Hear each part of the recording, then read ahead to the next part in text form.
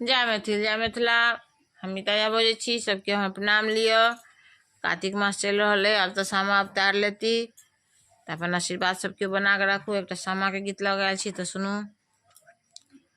आएला कार्तिक मास माई है, सामा लेला अवतार।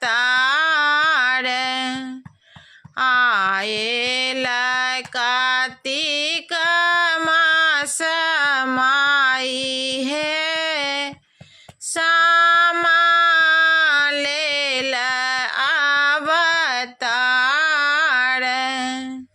सामा खेला गेली माई है, बड़का भैया केरा टोल।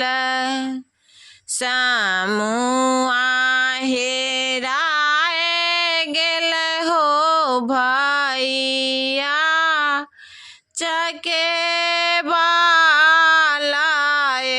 गेला चोर। एक मुट्ठी खारही हो भैया, तकरे के लिए जोत।